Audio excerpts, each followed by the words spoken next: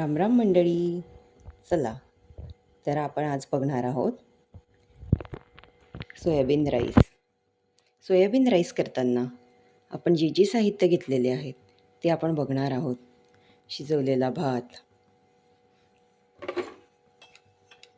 तसेच कापलेली पत्ताकोबी, ही लांबी चिरली आहे बरं का, कांदा, टमॅटो, मिरची, जिरे, तिखट, मीठ, मॅगी मसाला, ऑरिगॅनो, तसेच फोडणीसाठी लागणार आहे हे आपल्याला तेल, आणि हे सोयाबीन मी उकडून घेतलेले आहेत. तर आपण याला तडका मारणार आहोत. याच्यातले पाणी काढून घेणार आहोत आपण आणि त्याला तडका मारणार आहोत. चला तर मंडळी, आपण बघूया सोयाबीन राईस. सोया चंक उकडल्यानंतर मी त्यातील पाणी काढून घेतलेले आहे. तर आपण याला आता सगळ्यात पहिले फोडणी देणार आहोत. बघा, तर इथे मी कढई ठेवलेली आहे, त्यात आपण तेल घालणार आहोत.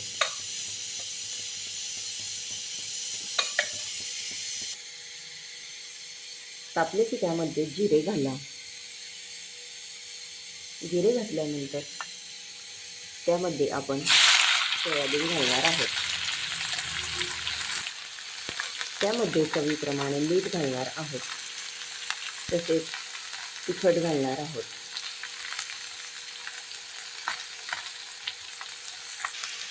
तसेच मॅगी मसाला हे घालणार आहोत.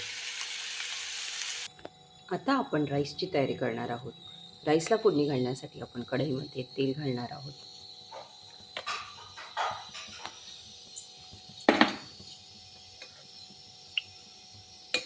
तेल घातल्यानंतर तेल गरम झाले की त्यामध्ये जिरे घाला. जिरे घातले की त्यामध्ये मिरच्या घाला.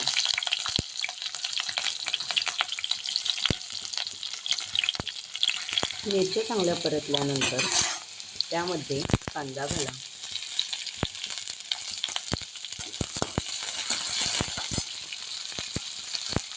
लगेचच पत्ताकोबी घाला. लगेचच आपण टोमॅटो घालणार आहोत.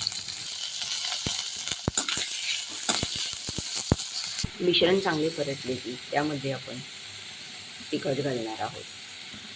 त्यानंतर चवीप्रमाणे मीठ घालणार आहोत.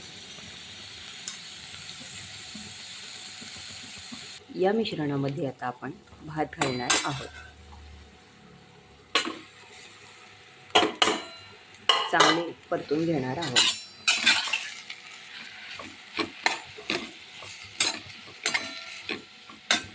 भात घातल्यानंतर आपण यामध्ये मॅगी मसाल्याचा वापर करणार आहोत. मॅगी मसाला घातल्यानंतर आपण त्यामध्ये ऑरिगॅनो घालणार आहोत. ऑरिगॅनो घातल्यानंतर राईस चांगला परतवून घ्या. आता यामध्ये आपण सोया चंक घालणार आहोत.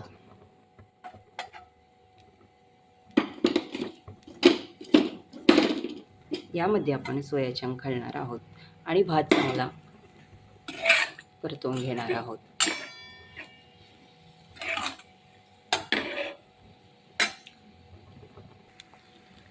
आपला सोयाबीन राईस तयार झालेला आहे. चला तर आपण सर्व करूया सोयाबीन राईस.